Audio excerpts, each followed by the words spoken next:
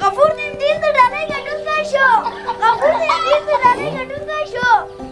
غفور نږدې د ډالۍ ګټونکی شو.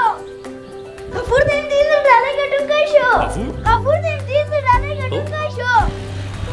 نږدې د ډالۍ ګټونکی شو. غفور نږدې د ډالۍ ګټونکی شو.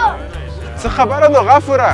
د ایم ټي ان د ډالۍ ګټونکی شوم. څنګه ګټونکی سوې؟ خپل سیمکارت مې راجستر کړ. موږ هم ګټونکی کیدای شو؟ هو، که مو خپل سیمکارت نه وي راجستر کړی د ایم ټي ان څانګې ته ورشئ او راجستر یې کړئ. راځئ چې ځو، راځئ چې ځو، راځئ. تذکره مو هیره نه کړئ.